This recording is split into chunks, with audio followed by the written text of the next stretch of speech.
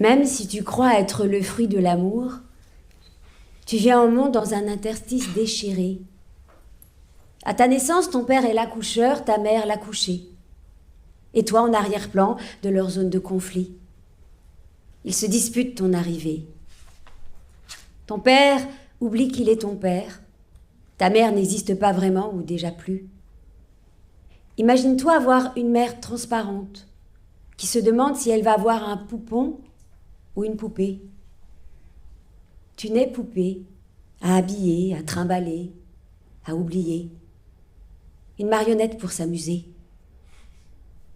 Par amour, tu restes sage comme une image, maniable, perméable, dévorable, manipulable. Par amour, tu tomberas très tôt et très souvent malade. Plus tard, tu te sentiras minable. Ta mère te soigne si bien qu'elle te lisse les cheveux, la peau, les parois, qu'elle te fait confectionner des habits sur mesure, à sa mesure, pour sortir, vous pavaner. Elle aime te montrer à d'officieux médecins qu'elle tient de son réseau. Pas d'attente pour consulter, visite à domicile empressée, autant d'actes gratuits sans traçabilité. Plus tard, tu découvriras par hasard le lien étymologique entre monstre et montré. En dépit de ces bons soins ultra sélectionnés, vous n'avez pas de temps partagé. Elle te fait élever par une gentille nounou, une gentille grand-mère, des gentils délégués. Elle t'envoie à l'école à 2 ans alors qu'elle est mère au foyer. À quoi a-t-elle bien pu passer ses journées toutes ces années ? Elle te met chaque jour de la crème sur le sexe, bien appliquée. On ne va pas s'étendre sur sa façon de te toucher, sa pseudo-médecine à l'envie répétée, sous prétexte qu'elle est sage-femme et qu'elle a autrefois exercé. C'est ton père qui rapporte les tubes de la maternité avec des cartons de lait concentré sucré Nestlé. La crème à volonté. Tu ne pourras pas tout dire, tout écrire. Certaines choses resteront par pudeur à un non-sujet, quand d'autres, a priori graves, te paraîtront avoir des conséquences atténuées. Le curseur étant affaire de cumul à hiérarchiser, de priorité et de subjectivité. Quand tu es enfant, la vie passe sur toi qui, quoique toujours impeccablement apprêtée, lui passe à côté. Tu ne sais pas ce qui gît au fond du bourbier. Tu t'en fiches maintenant. Peu t'importe l'histoire des bourreaux et le sens possible de leur dérapage contrôlé. La résilience arrange trop les autres, qui n'en veulent savoir ni le coût, ni le poids, et comptent sur la lente consolidation des compétences des victimes en matière de silence. Une aubaine pour la société. Aujourd'hui, tu ouvres la bouche. Fini la dilution des sévices, fini le souci d'autrui. Chacun sa charge. Va falloir retirer vos boules qui est pour que tu te recentres. Commençons mollo. Commençons par ce qui a pu s'imprimer. Tu te souviens de la guerre, rejouée sans pitié par ta mère qui va au front chaque soir combattre son ennemi, ton père, armé jusqu'aux dents. Souvent, elle t'utilise comme arme ainsi que tes 2 frères plus ou moins rescapés. Entre chien et loup, vient l'heure fauve où poisse l'horreur indéfinissable. Début de la séance, parents strongly cautionnette. Où sont tes parents ? Sur l'écran. L'espace se dilate autour de vous, décompté. 1, 2, 3, serrez la petite armée. Vous avancez collés, en géométrie invariable contre la tempête. Chacun se sent responsable de l'autre. Tu marches au ralenti, le souffle pris en délit d'incompréhension. On considère le grand comme un hyperactif, difficile, éreintant, une graine de délinquant. Il est juste fatigué, n'en est penché. Il a son petit bataillon la nuit à diriger. Il ne prend jamais le chemin des larmes. Dans la terreur, il te regarde avec les yeux que tu recherches. Parfois, il les trouve pour toi. Le petit, il est calme. Il observe sur la plage les châteaux qui s'effritent. Il lit le dictionnaire. Sa voix ne s'arrache pas au murmure enfantin. Au lieu de crier, il avale, s'enfonce dans son corps qui grossit. Le lieu où échouer. Ta mère, qui se croit affûtée et capable de soins, le met au régime, sauf pour le beurre, pour les vitamines. Quand la confusion gronde, vous vous rapprochez. Vous gérez le risque, corps à corps, accolés. Chacun se sent responsable des autres. Tu as peur pour le petit. Ton grand frère a peur pour toi. Ensemble, vous avez peur pour vos parents. Pas la peine de se regarder ni de se parler, toutes les peurs circulent. Il en rôde une plus terrible qu'un cyclone, plus grande que celle de mourir ou de voir mourir. Une peur, on ne sait de quoi, d'être désintégré, oublié dans sa propre maison. À chaque cri, à chaque objet fracassé, à chaque joue ensanglantée, chaque nuit flinguée, tu cherches la sortie sans issue qui, sans appel, te retourne. Tu mets ton sommeil dans un panier, à apporter au loup qui habite là-bas, au bout du labyrinthe. Les mots restent au bord de tes dents. Plus tard, ils serviront à dire la dévoration. Tes paupières écartèlent l'obscurité, voudraient se clore, la faire luire. Dans le noir, malgré la guerre, ton besoin d'être bercé pulse à 100 à l'heure. Qui pourrait tenir ton corps à toi qui serre ton oreiller comme pour l'étouffer? Tu attends un signal, du morse, un rébus, un hiéroglyphe qui voudrait dire « c'est bon, tu peux y aller ». Est-ce que tu penses trop à la guerre ou est-ce la guerre qui t'empêche de penser? Imagine la maison gouffre, la loi déjà bafouée, le terrain préparé bien ensemencé, ces violences du chien-dent et la forêt masquée.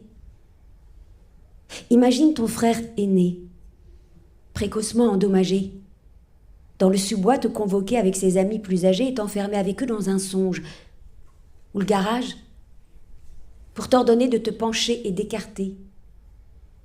Imagine que tu le fais. Tu as 7 ou 8 ans. Tu as l'habitude, on l'a dit, d'être montré.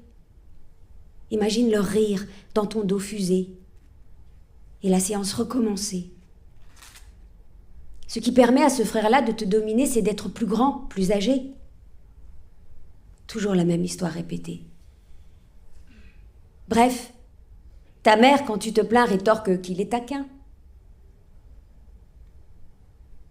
La forêt ne sort plus de ta tête. Les ogres en sont la preuve, coloriés dans tes cahiers. Quand on t'adresse la parole, tu te tais. Il te faudrait répondre, mais désigné dans ton espace impersonnel, tu sanglotes. Les gens te jugent sensible, timide. Des vilains te croient idiote. Il s'agit d'autre chose.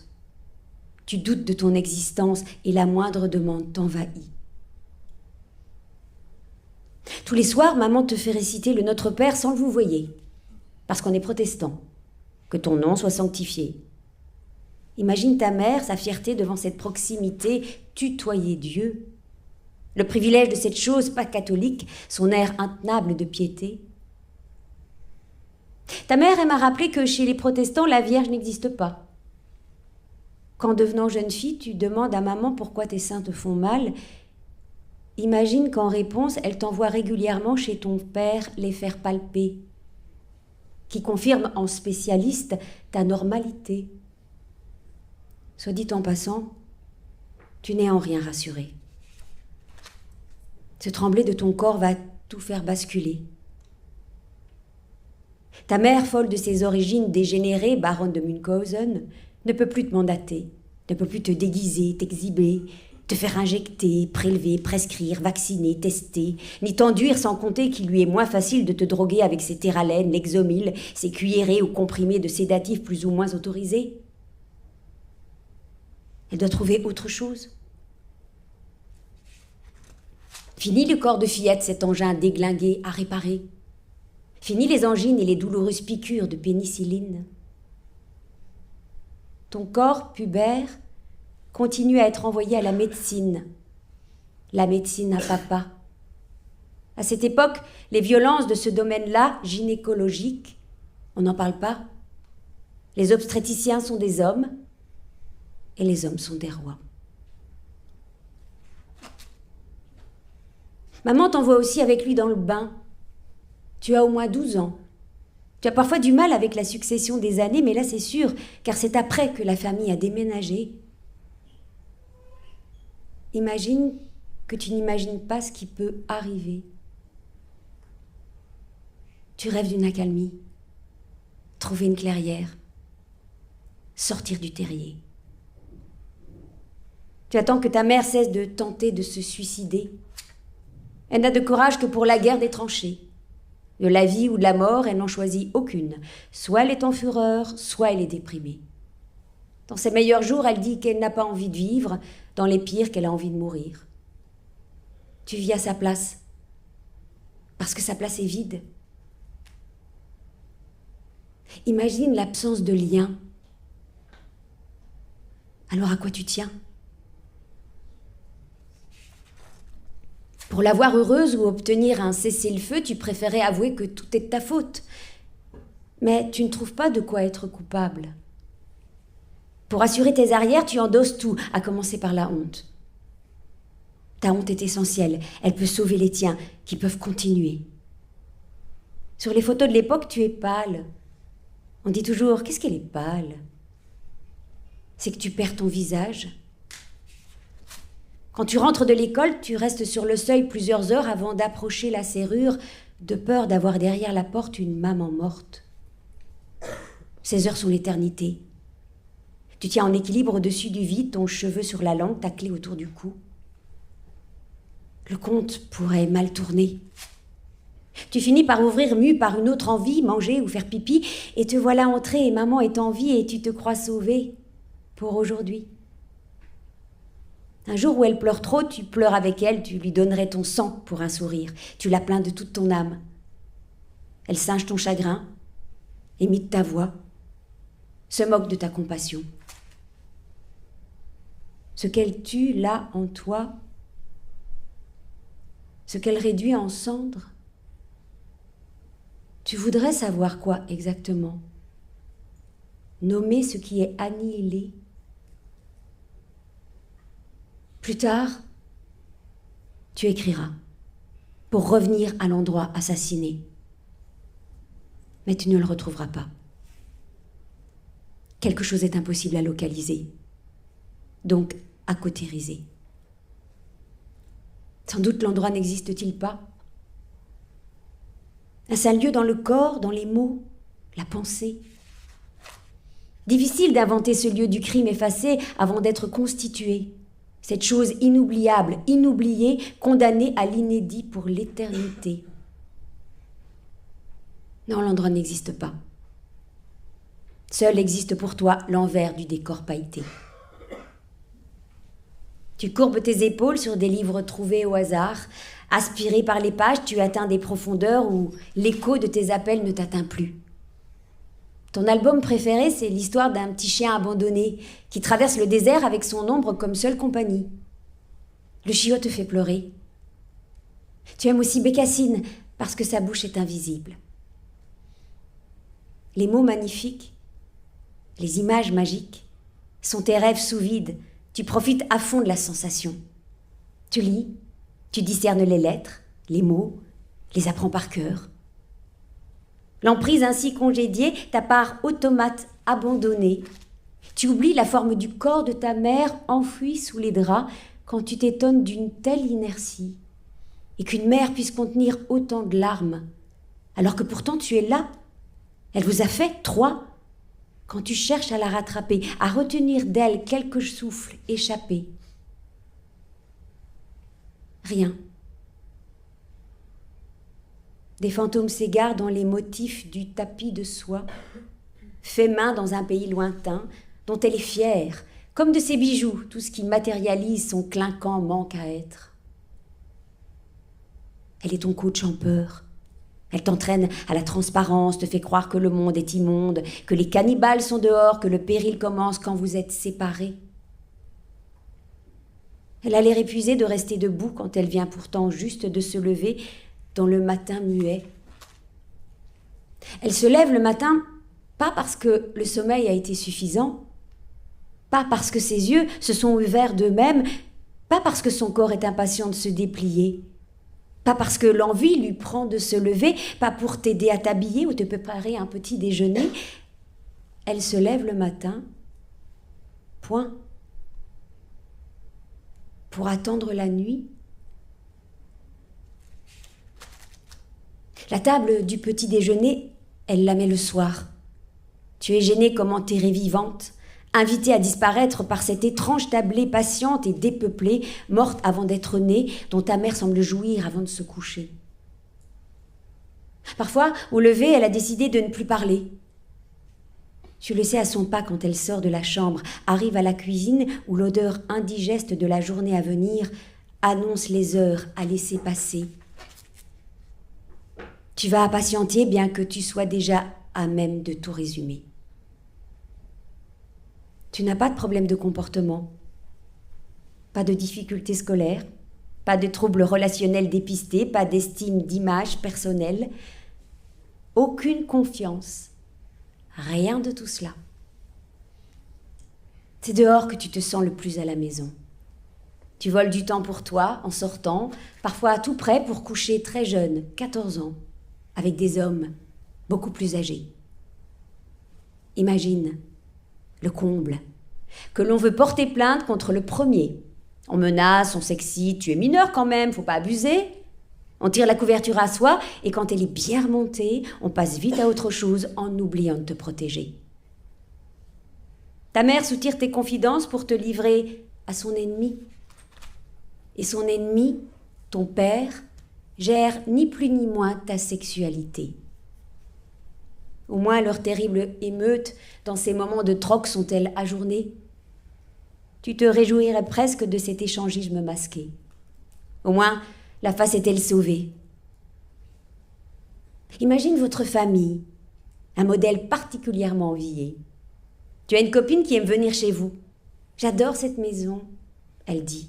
« Tout est tellement... » Vous descendez les escaliers, vous les enfants, portant vos jolis habits, dans le joli intérieur de privilégiés. Et ta maman, quelle beauté! Quelle famille! Ton père, à chaque rapport sexuel que tu dois lui consigner, te donne rapporter juste pour toi sous le manteau de la maternité une pilule du lendemain. Des lendemains, tu n'attends pas grand-chose. Tu ne penses pas à plus tard. Sauf, parfois, quand on te questionne, tu articules que tu voudrais être juge pour enfants.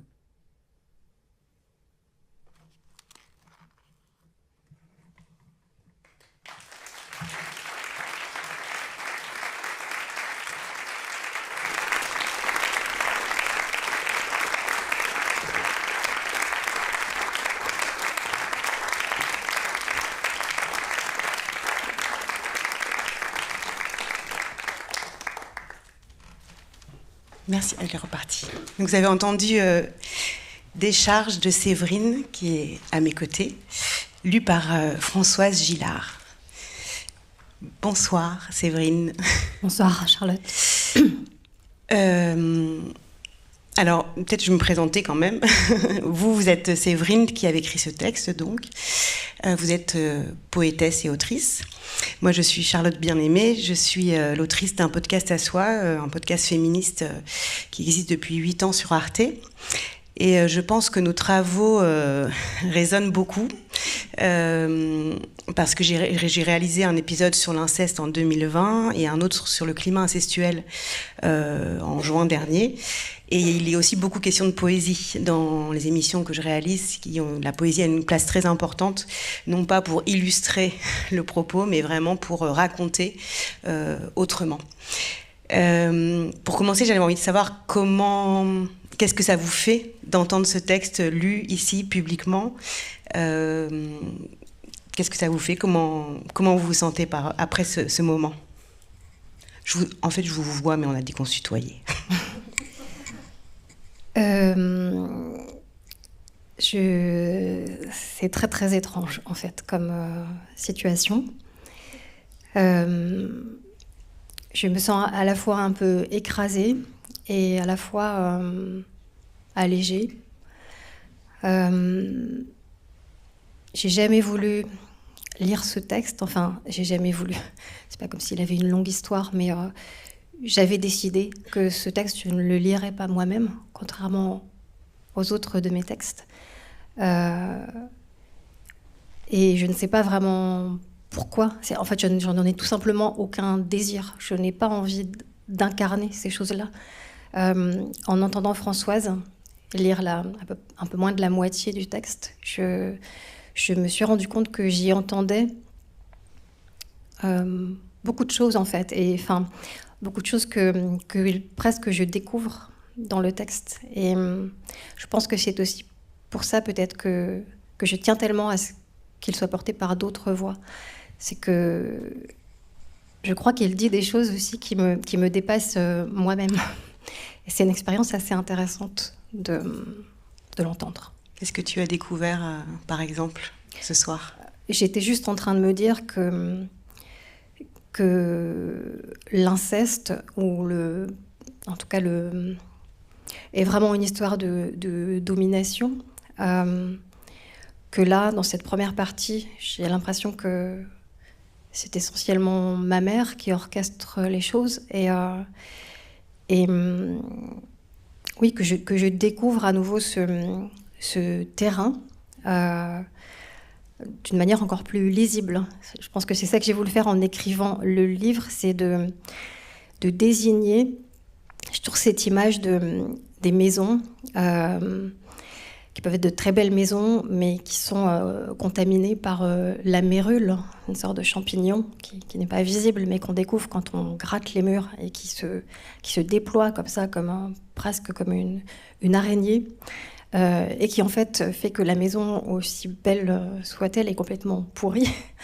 Et en écrivant, j'avais, en reprenant la matière textuelle, j'avais envie de désigner, de voir émerger en fait ce réseau, cette espèce de chose tentaculaire qui était le terrain incestuel peut-être. Et là je l'entends en fait, j'entends cette contamination d'un territoire entier en fait, qui est le territoire de la famille. Et peut-être, est-ce que tu peux nous raconter comment, au début, ce texte est apparu parce que c'est un endroit assez particulier, tu me disais, c'est un moment particulier, et au départ, il n'était pas destiné forcément à être publié, ou tu n'avais pas ça en tête quand tu l'as écrit? Ça fait 30 ans que je publie des livres de poésie, donc je me suis pas dit... je vais écrire pour témoigner de quelque chose. De toute façon, j'écrivais depuis longtemps, depuis toujours, je pense. Et j'étais dans une phase de remontée de mémoire traumatique, de retour, de souvenirs. Et j'avais juste un besoin irrépressible de consigner tout ce qui me revenait pour ne pas le reperdre. Et donc j'accumulais, ça a duré peut-être 2 mois, j'ai accumulé essentiellement des souvenirs. Je crois que c'est la première fois de ma vie que je savais ce que j'écrivais. Normalement, quand j'écris un livre, je ne sais pas ce que j'écris. Ça se construit au fil de l'écriture et je pense que l'écriture est le symptôme de quelque chose. Jusque-là, ça avait été le cas. Là, c'était la première fois de ma vie que je savais parfaitement ce que j'écrivais, que je coïncidais avec l'écriture au moment de l'écriture. Et c'était littéralement des souvenirs. C'était pas un livre, c'était un geste de survie. Et quand je me suis trouvée avec cette masse textuelle assez chaotique, j'ai eu une sorte de besoin irrépressible aussi de l'organiser, de de la rendre... Enfin, de lui donner une forme, en fait, tout simplement. Une forme et peut-être même une chronologie ou une possible narration, tout simplement. C'était des éléments épars. Et le livre, alors, je ne savais pas encore que c'était un livre, mais en tout cas, ça devait devenir un texte. Et pour devenir un texte, il fallait que ça soit organisé dans une possible narration. Pas forcément chronologique ou linéaire, mais en tout cas dans quelque chose d'une narration. Et je crois que la forme poétique... c'est aussi imposé parce que c'est de toute façon mon rapport à la langue et dans l'écriture, c'est que je travaille la langue même hein, plutôt que l'objet du livre. Enfin, mais en plus, l'expérience était tellement complexe qu'il fallait comme un élargissement de la langue pour la faire entrer. Et la poésie, du coup, en tout cas, pour moi, c'est une forme poétique, même si c'est pas évident peut-être quand on lit le texte, mais il y avait ce travail d'élasticité de la langue pour que l'expérience y entre dans toute sa complexité. Donc c'est devenu un texte poétique, un texte ultra travaillé, de manière complètement obsessionnelle. Je ne pouvais pas revenir à la vie tant que ce texte n'était pas fini, tant que tout ça n'avait pas une forme. Et ensuite, je l'ai laissé reposer. Et ensuite, je l'ai réouvert quelques mois après. Je ne savais pas ce que c'était, j'avais l'impression que c'est juste un texte qui tenait. Et là, je l'ai adressé à mon éditrice pour avoir son avis. Et elle m'a dit c'est un livre. Mais c'est sûr que tu parles d'une urgence quelque part. Enfin, c'était pas possible de ne pas écrire. Et puis aussi, tu parles de trouver une forme. Alors, est-ce que c'est chronologique, pas chronologique? Et ça fait quand même beaucoup écho aussi à ce qui se passe dans l'amnésie traumatique. Et ensuite, quand il y a des remontées de souvenirs, c'est que et tu le dis dans le livre aussi. Ça arrive de manière, les dates se floutent, le fil du temps quelque part on se souvient pas forcément des dates, il y a des choses qui sont à différents endroits, ça vient comme des flashs. Est-ce qu'il n'y a pas eu ça aussi dans ce besoin de le former, ce texte, et de trouver un rythme, une langue, quelque part de remettre un sens, si tant est qu'il y en ait un, à tout ça, de pas perdre les souvenirs, justement. Oui, c'était pas les perdre et c'était... alors les choses avaient du sens, tout avait du sens en fait. Il n'y avait rien qui n'avait pas de sens, mais c'était plus la nécessité de réorganiser ma propre histoire. Et je pense que tous les gens qui sont confrontés à un retour de mémoire traumatique sont confrontés à ça. C'est qu'il faut réorganiser 10, 20, 30, 40 ans d'histoire en quelques semaines. Et ça, c'est un travail... c'est un travail incroyable, hein, psychiquement. C'est quelque chose c'est énorme. C'est un travail énorme, c'est colossal. Et c'est incroyable. De devoir, en si peu de temps, faire une sorte presque de relecture, de réécrire son histoire. C'est-à-dire de tout repasser au prisme de cette mémoire revenue. Parce que ça vient complètement changer le roman familial, ça vient complètement changer le regard qu'on a sur les uns et les autres, les unes et les autres. Et c'est une reconstruction qui doit avoir lieu très rapidement, parce que tout est anachronique, donc il faut revenir au point où l'on est en réorganisant vraiment au prisme de ces nouvelles données, en fait. Et tu dis que tu aurais pu... Bon, la poésie, c'est ta matière, ton expression, etc. Mais tu le dis aussi dans le livre, ça n'aurait pas pu être autre chose que de la poésie. Qu'est-ce que ça permet, justement, dans ce moment-là? Pour toi, qu'est-ce qui fait que c'est la poésie qui te permet de remettre de l'ordre, qui te permet d'écrire ce texte, de faire quelque chose de tout ça? Est-ce que c'est le travail des mots, comme tu dis? Est-ce que c'est... Peut-être c'est ce qui différencie ce livre d'un témoignage, même si il a aussi valeur de témoignage, mais je pense que si j'avais voulu écrire un livre pour témoigner, ça n'aurait pas du tout été ce livre-là, et je ne sais pas si c'est quelque chose dont j'aurais pu avoir envie d'ailleurs d'écrire pour témoigner. Si j'avais témoigné, je pense que j'aurais dit beaucoup plus de choses que ce qu'il y a dans le livre, parce qu'il y a énormément de choses qui ne sont pas dites dans le livre et qui pourraient être très éloquentes en termes de compréhension des protagonistes, on va dire. Enfin, mais je voulais juste désigner cette mérule, en fait. C'est-à-dire que je voulais faire apparaître le réseau inceste, en fait. On va pouvoir en reparler, je pense, mais pas faire une... Enfin, c'est pour ça que je parle de la complexité des choses, c'est-à-dire qu'il y avait à la fois, il fallait une narration, il fallait organiser un récit avec tous ces éléments que j'avais notés, mais il ne fallait pas que ça, il fallait le déployer dans plusieurs dimensions. Il fallait effectivement que s'opère un travail de la langue pour nommer quelque chose qui était pas racontable, en tout cas pas dans le temps, pas dans l'urgence qui m'était impartie. Peut-être c'est là qu'est venue la poésie, c'est qu'elle a aussi la particularité de pouvoir condenser. Enfin, on peut condenser plein de choses en plusieurs mots. On peut dire avec une économie de mots incroyable beaucoup de choses. Et comme il fallait que ça aille vite, je pense que ça a pris aussi cette forme-là, plus que... Je sais pas, mais c'était... c'était comme ça. C'est-à-dire, c'est la forme qui s'est imposée. J'ai pas du tout, comme je disais, j'ai pas du tout décidé de faire un livre. J'ai pas du tout de... C'est sur cette matière textuelle-là, ça a donné ça. Voilà. Et quand tu parles de mérule, là, justement, et de réseau, moi, j'entends aussi... et ce que tu dis aussi sur l'envie que ce soit ça qui soit dit plus que quelque part être dans la précision des souvenirs, mais essayer de saisir ce qui est quand même assez insaisissable, et que ce soit l'inceste et aussi le climat incestuel. On parle de climat incestuel quand... le climat incestuel permet l'inceste. En fait, c'est un peu le terreau de l'inceste, c'est que ce ne sont pas les passages à l'acte sexuel, mais en tout cas, c'est toute une atmosphère qui permet l'inceste et qui peut aussi être là sans forcément des passages à l'acte.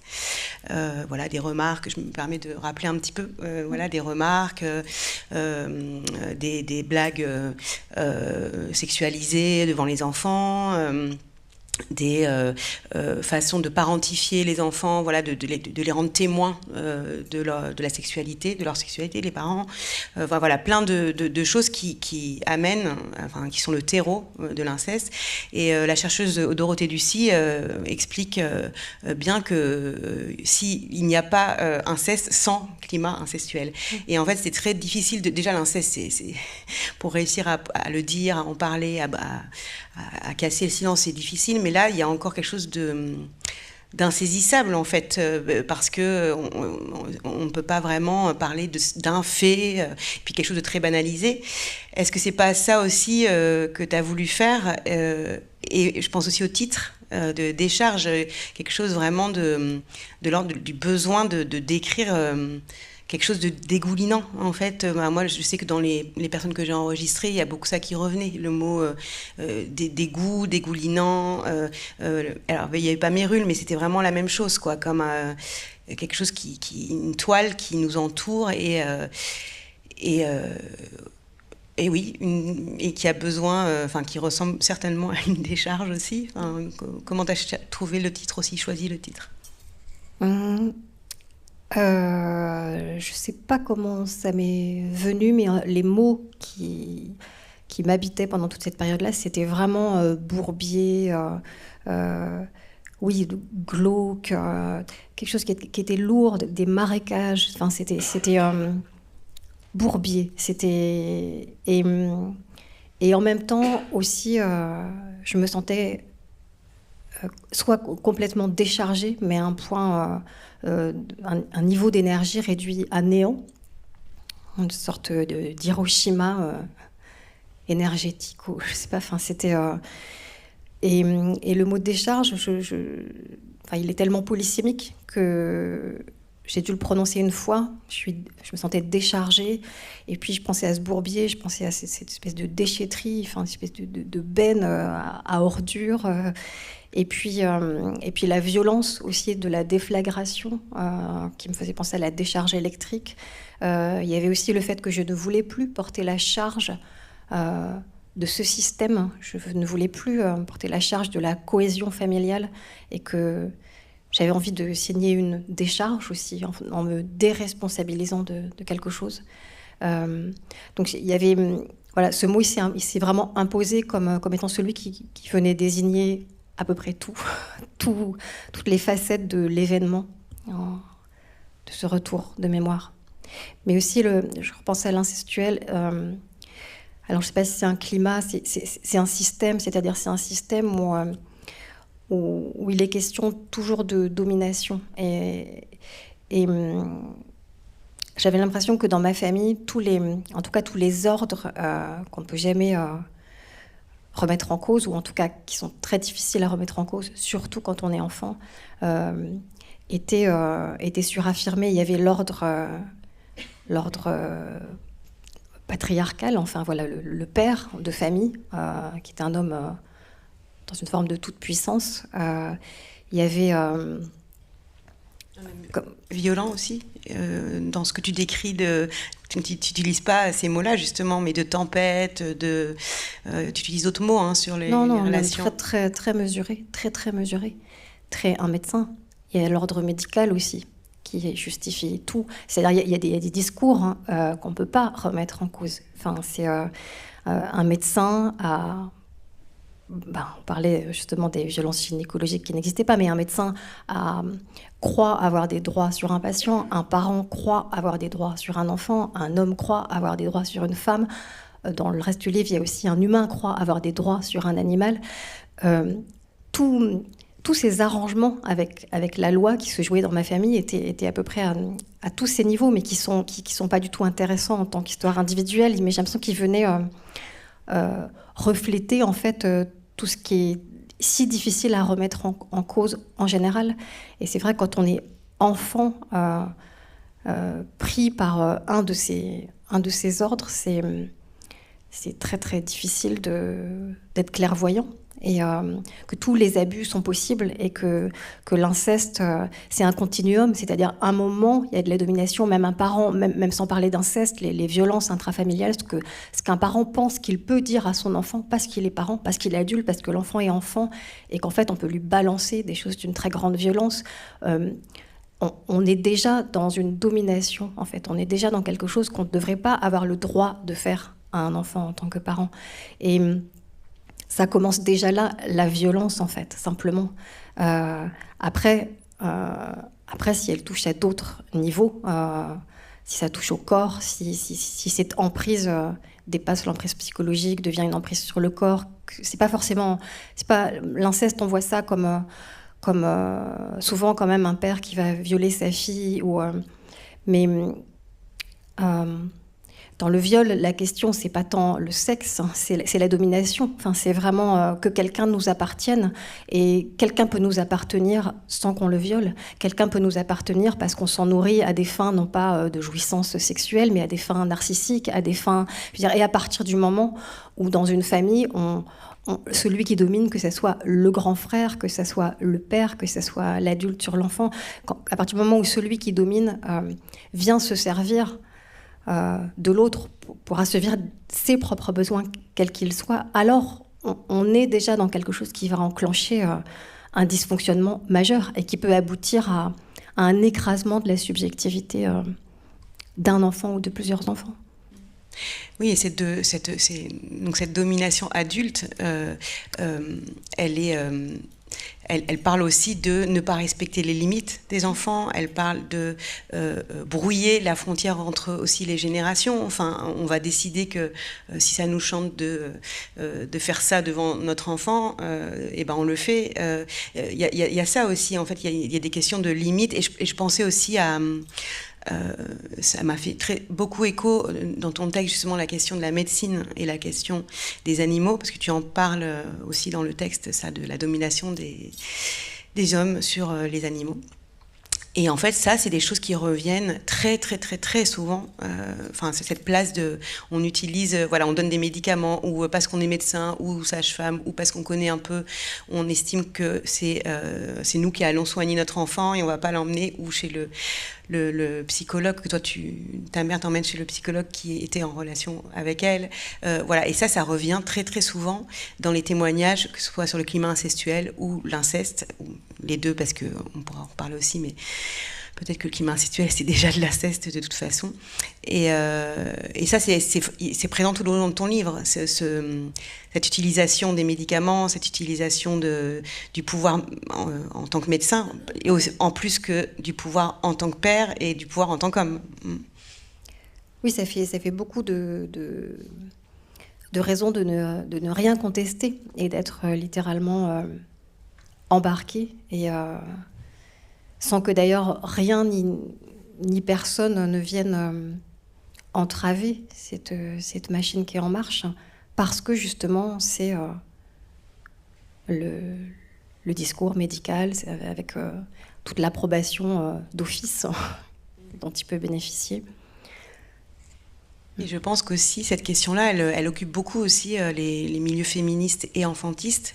Voilà, cette articulation entre, justement, différents types de domination. Et du coup, je voulais aussi te poser la question par rapport à la question de ta mère, parce que voilà, à la fois, c'est une femme qui vit dans un système patriarcal, et à la fois, c'est une mère qui là exerce des violences sur sa fille, et du coup et qui est prise aussi qui vit aux côtés d'un homme voilà, dont tu viens de parler, qui a aussi une très grande autorité sur elle, sur vous, sur la famille. Et comment ça tu l'as pensé, cette réflexion-là, cette articulation-là entre femmes, mais mères, domination, on vit dans un système patriarcal, mais on vit dans un système adultiste. Est-ce que ça, c'est des choses qui sont apparues pendant l'écriture ? En tout cas, je crois que moi, j'avais toujours eu en tête que, oui, il existe des femmes violentes, évidemment, que c'est pas l'apanage des hommes. Ce qui peut effectivement aller un peu à l'encontre d'un féminisme qui serait jusqu'au boutiste. Après, je crois que c'est la question d'être ou de ne pas être dans la violence, être ou ne assumer ou ne pas assumer son rôle de cadre aussi. Enfin, c'est et je crois que ça c'est vraiment... Enfin, on peut pas tout mettre sur le dos, en l'occurrence des pères ou des hommes.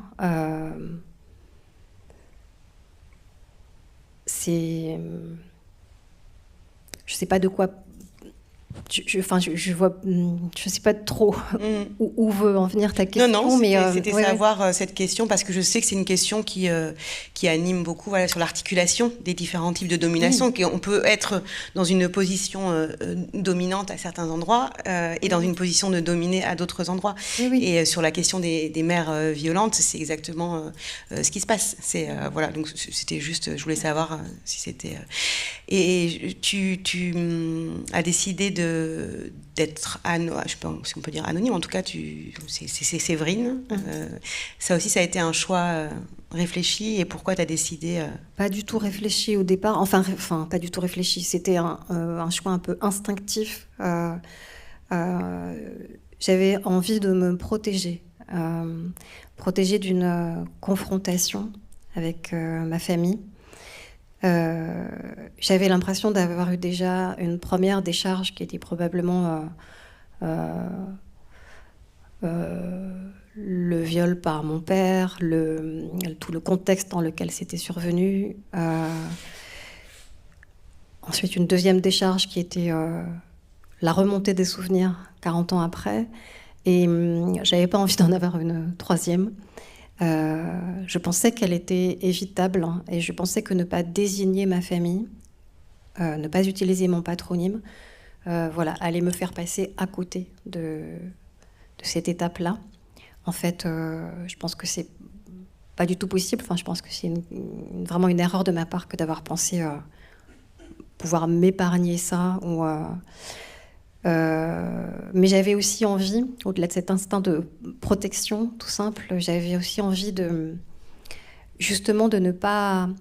Dans le texte, rien n'est contextualisé d'un point de vue d'un lieu ou d'une époque. Enfin, on ne sait pas trop quand ça se passe, on ne sait pas où ça se passe. Je crois que j'avais vraiment envie aussi que ça désigne un système et que je savais très bien que ce système dépassait très largement celui de ma famille. Que, comme on disait, c'est juste des systèmes où il y a des dominants, des dominés, et ça, c'est partout. C'est dans probablement toutes les familles, ou presque, après, avec un cumul ou non de toutes les dominations, mais oui, c'est un continuum, donc avec aussi un curseur qui est plus ou moins élevé. Mais cet anonymat m'importait. Je voulais que ça soit une voix parmi d'autres. Je voulais aussi que ça soit une voix qui rejoigne les tellement nombreuses, mais pas assez nombreuses, autres voix qui s'élèvent aussi pour désigner ça, pour inciter à sortir de la violence. Voilà, et je trouvais qu'il y avait plus de force à la rendre anonyme. Peut-être aussi ça rejoint le fait que j'ai pas voulu l'incarner moi-même et que j'essaye de faire porter cette voix par des voix aussi, le texte par plusieurs voix, de plusieurs comédiens, comédiennes. Mais c'est vrai ce que tu dis de vouloir refléter quelque chose qui est systémique et qui concerne beaucoup de personnes. Et du coup, j'ai envie de rappeler les chiffres sur l'inceste. Je pense que c'est important qu'il y a deux enfants environ par classe d'école qui sont concernés par l'inceste. Voilà, je trouve c'est quand même très marquant. Et quand j'ai réfléchi, quand j'ai préparé l'émission sur le climat incestuel, il n'y a pas de chiffres sur le climat incestuel, mais on peut imaginer que c'est donc, de toute façon pareil, et bien plus, puisque parfois il y a un climat incestuel et pas forcément de passage à l'acte.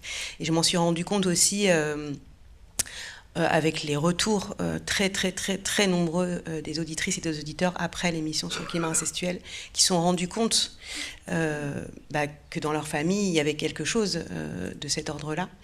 Et voilà, je trouve que c'était important de le rappeler. J'avais une question que je suis en train d'oublier. On en parlait tout à l'heure. Bon, j'arrive pas à retrouver ma question. Excuse-moi. Maintenant, comment ça s'est passé, la sortie du livre aussi? Est-ce que tu en as parlé à ta mère? Est-ce que tu en as parlé avec tes frères? Comment se sont passés comment ça a été accueilli autour de toi, par tes proches? J'ai pas forcément envie de raconter ce qui se passe pour moi, mais je trouve que quand je disais que j'avais envie d'éviter cette confrontation, je pense qu'en revanche, c'est important de dire que quand on sort de la violence, on peut pas éluder cette confrontation, et qu'effectivement, elle a lieu maintenant avec la sortie du livre, que c'est une troisième décharge, que je pense que c'est une décharge pour toute personne qui tenterait de s'extraire de la violence, et que pour affronter en fait ça, il faut quand même être sacrément en sécurité. Et je dis vraiment ça pour les gens qui liraient ce livre et qui seraient aux prises comme ça avec des systèmes dont on a énormément de mal à se défaire, puisque surtout quand c'est la famille, les parents, la famille, c'est aussi un ordre dominant. C'est-à-dire, au nom de la famille, on est censé faire tellement de choses, y compris se sacrifier pour pas peiner ses parents, parce qu'avant tout, un enfant aime ses parents. Et je crois que sortir de la violence, ça commence aussi par une sorte de capacité à faire le deuil de cet amour-là, en fait. Et ça, c'est très compliqué. C'est pas que des histoires de colère ou de rage, c'est vraiment des histoires de deuil, de quitter la violence, de s'extraire de ça, de faire face ensuite à effectivement des personnes qui vont pouvoir s'engager soit à nos côtés, soit au contraire des personnes qui ne vont pas comprendre, qui vont s'enferrer dans une forme de déni parce qu'ils sont encore aux prises complètement avec la violence et que ces personnes-là, il faut en faire le deuil alors même qu'ils sont encore vivants. Enfin, c'est-à-dire, oui, c'est des étapes, mais je pense que c'est des étapes compliquées, c'est des étapes difficiles, mais je crois que c'est des étapes qui valent vraiment la peine d'être traversées parce que c'est bien plus confortable d'être dehors que d'être dedans. Et une fois qu'on y est, je veux dire, mais voilà. Et justement, tu parlais tout à l'heure tu as beaucoup parlé là de système, de mérule, et donc c'est ça aussi qui est d'autant plus difficile de s'extraire, c'est que l'inceste c'est pas une famille isolée, c'est tout un réseau en fait. S'il y a de l'inceste à une génération, il y a certainement eu de l'inceste avant aux autres générations, ou alors à côté, ou s'il y a un climat incestuel, ça veut dire que quelque part. Ça c'est les mots de Dorothée Ducy aussi. Il y a de l'inceste quelque part dans la famille, même si c'est pas dans la famille, dans le noyau. Voilà, j'arrive pas à trouver le nom qu'on peut dire, la famille nucléaire. Voilà. Et c'est peut-être ça aussi qui est d'autant plus difficile de s'extraire. C'est sortir quasiment d'un arbre généalogique en fait, et c'est couper, c'est stopper, c'est décider que là ça s'arrête. En tout cas. Pour nous, pour vous, pour toi. Oui, c'est ça, pour moi, pour la génération qui suit, surtout, en fait. Ça, c'est une très grande motivation. Et c'est là où ça a une dimension aussi... alors, je ne sais pas, politique, je n'en sais rien, mais peut-être la nécessité aussi de... Finalement, pas la nécessité, mais la volonté ou la décision de publier ce texte, c'est aussi... c'est peut-être aussi pour inciter, pour que cette espèce de... Il y a quelque chose dans l'écriture de ce texte qui m'a dépassée, je pense, à un moment. Quelque chose qui s'est adressé à d'autres. Qu'est-ce que tu veux dire par inciter ? En tout cas,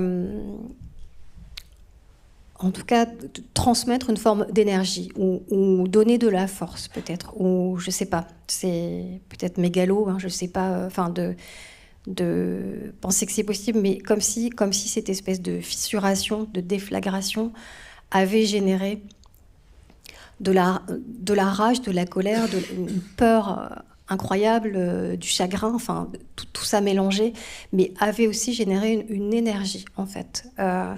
Et cette énergie, parfois il m'en reste un peu, parfois elle est très présente. Et cette énergie, j'ai l'impression que je me dois de la livrer en fait, du coup dans un livre, ou de la délivrer, ou de la, je sais pas.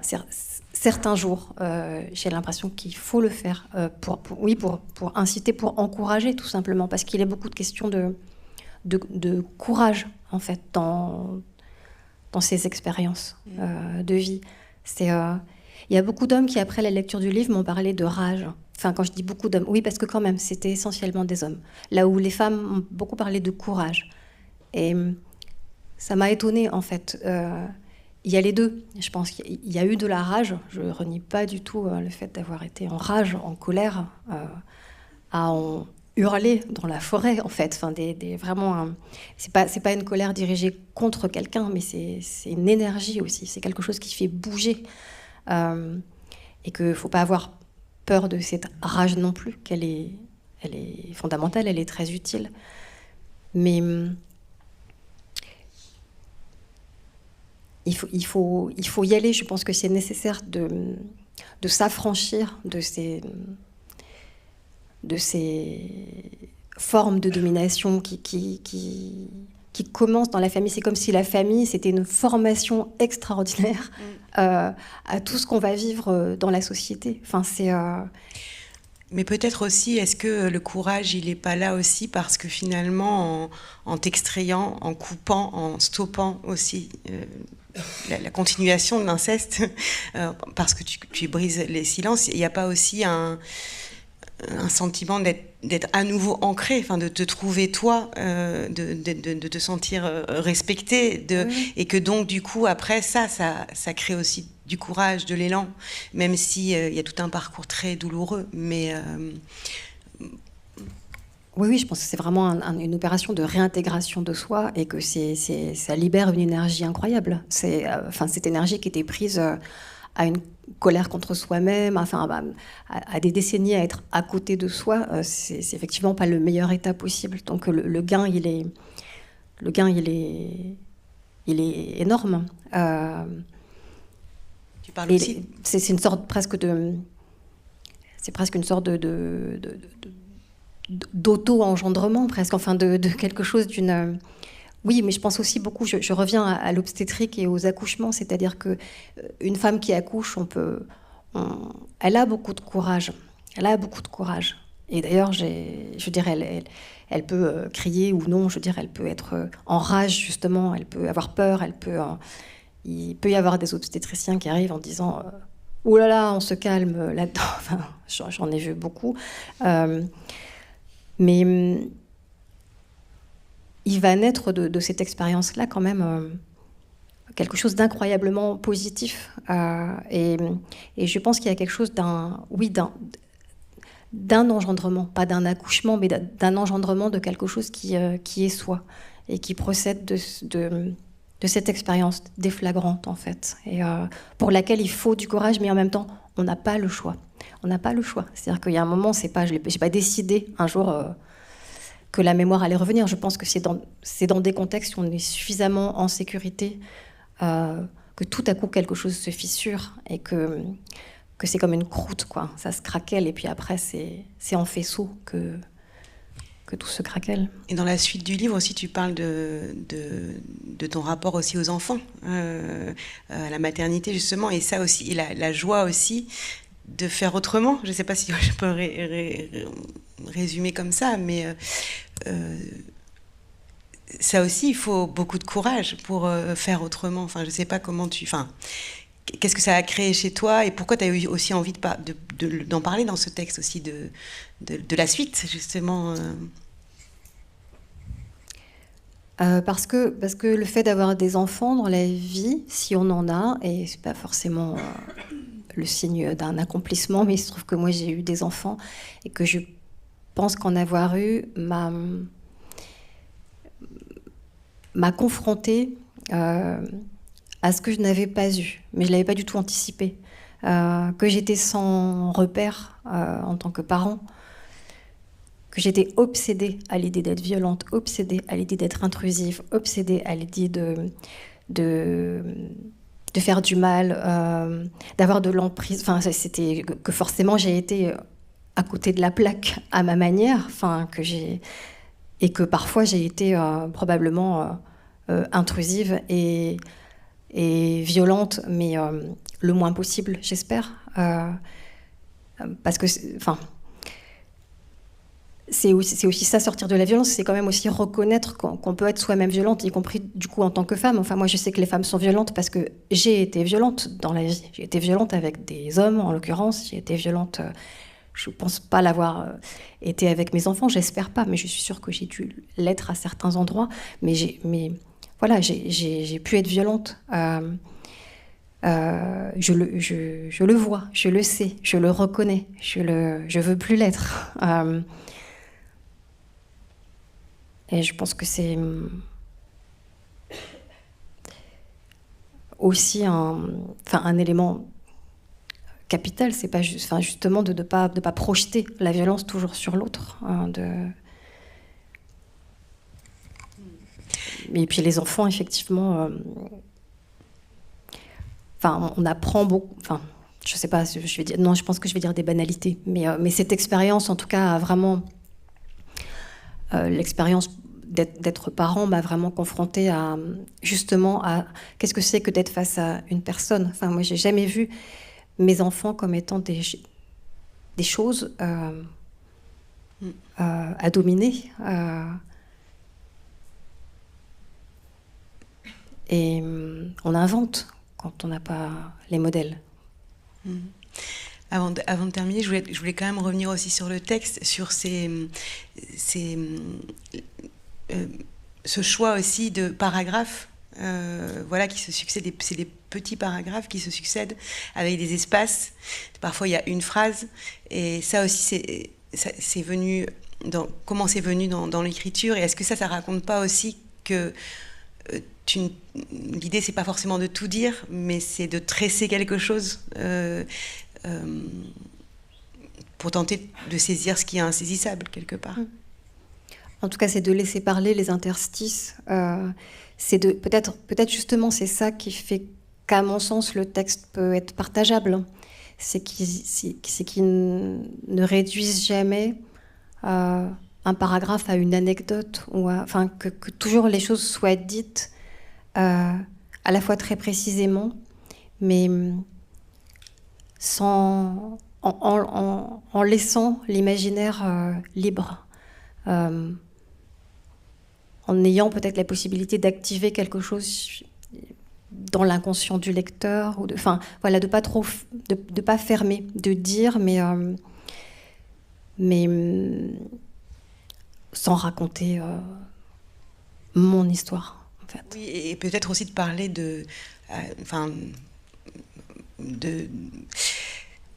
créer une sensation dans le corps aussi en te lisant, dans une sensation, une émotion, de se laisser emmener dans quelque chose souvent que les gens ne veulent pas voir, ne veulent pas entendre. Je veux dire, personne, on n'a pas envie souvent, on veut mettre de côté. Et est-ce que c'est pas ça aussi, c'est pouvoir nous emmener en tant que lecteur dans quelque chose qu'on n'a pas forcément envie de voir et y être touché par les sens, plus même que la réflexion ou le détail. Ouais. Bah ça, je pense que ça procède juste de comment le texte s'est écrit. Et surtout de l'urgence dans laquelle il s'est écrit. C'est un texte court. Ça n'aurait pas pu être un texte long, parce qu'il fallait aller vite pour l'écrire. Et sans doute, c'est peut-être quelque chose de cette urgence aussi qui habite le texte et qui fait que on le commence, ça s'égrène en fait. Et on ne sait pas trop où on va. Ça appelle la suite, mais peut-être parce que c'était cette urgence à pouvoir narrer quelque chose. Et comment tu te sentais en l'écrivant ? Est-ce que c'était dur d'écrire ou alors dans toute la phase en tout cas de reprise, parce que il y avait c'était un cauchemar tout simplement, un cauchemar pendant 2 mois. J'écrivais des choses, c'était des notes, et après je fais un tas, mais c'était pas un tas de notes, de les reprendre pour leur donner une forme à tout cet informe. Ça m'a pris peut-être 1 mois où j'ouvrais le fichier avec un état de répulsion. C'était un corps à corps. C'était un corps à corps avec le texte où je ne voulais pas ouvrir le fichier, je ne voulais pas aller dans ce texte qui était le bourbier. Et en même temps, je savais bien que je ne pourrais pas revenir à la vie tant que je n'avais pas donné une forme à cette informe. Donc ça a été vraiment un corps à corps, mais un travail... juste quand je voyais l'écran de l'ordinateur, c'était de la répulsion. Mais il fallait que il fallait que ça finisse par être une forme possible. Et alors maintenant, il est là, il y a une trace, et tu vas pouvoir l'emmener, le porter. Qu'est-ce que tu as envie de faire avec ce texte maintenant ? Qu'est-ce que c'est la suite maintenant avec lui ? Alors je ne sais pas quelle est la suite. Le texte, il a quand même il a eu pas mal d'adversité au moment de sa sortie, parce qu'il est très peu diffusé. Et c'est compliqué quand un livre n'est pas en librairie, ou est très peu en librairie, parce que les libraires sont des alliés tellement précieux pour les livres, évidemment, que même s'il peut s'opérer un bouche à oreille hors des librairies, celui qui se fabrique entre les libraires et leurs clients, c'est hyper important. Et le livre bénéficie pas de ça. Après, du côté de l'incarnation, il y a des pistes, des choses. Moi, j'aimerais beaucoup que le texte soit monté au théâtre. Alors, je ne sais pas si ça serait, je sais pas si c'est une forme théâtrale. Je ne sais pas si ce texte peut aller du côté du théâtre. Je ne sais pas. C'était intéressant aussi pour moi d'entendre Françoise Gillard parce que voilà, ça ouvre des possibles. En tout cas, le faire porter par des voix, ça c'est quelque chose qui depuis le début est un désir. Vraiment, j'ai envie de ça. Et voilà, j'ai eu aussi je fais des très belles rencontres avec ce texte, de personnes qui ont envie de faire des choses avec. Donc je pense qu'il y aura quelque chose du côté du théâtre, mais je ne sais pas encore trop quoi ni comment. Et puis sinon c'est plutôt la vie d'un livre. C'est-à-dire la vie d'un livre, c'est beaucoup les rencontres, mais c'est un travail en soi, donc je le porte comme je peux, et je le porte pas seul, ce texte. Je le porte avec une personne qui, depuis sa parution, est à mes côtés avec une efficacité, une intelligence, un soin incroyable. Elle s'appelle Diana Carnero. Et voilà, c'est vraiment... je pense que toute seule, je n'aurais pas pu porter ce texte. Je la remercie infiniment. C'est beau, ça. Merci beaucoup, Séverine. Merci. Vous pouvez, si vous avez envie, ton livre est en vente, je crois, oui, à la sortie. Il y a un libraire. Il y a un libraire. Et je voulais aussi vous proposer, voilà, si vous avez envie de poursuivre sur ces réflexions-là, voilà, vous pouvez écouter les épisodes donc d'un podcast à soi. C'est Inceste et pédocriminalité, la loi du silence. Et l'autre épisode, c'est Incestuel, grandir sous la menace. Et je vous conseille aussi d'aller voir, enfin, je pense pas qu'il est encore en salle, mais il est disponible, le film qui s'appelle Cassandre d'Hélène Merlin. Voilà, il y a plein d'autres pistes, mais ça aussi, ça raconte qu'on est nombreuses et nombreux à vouloir porter ce combat-là, et surtout la lutte contre la domination adulte. Merci. Merci.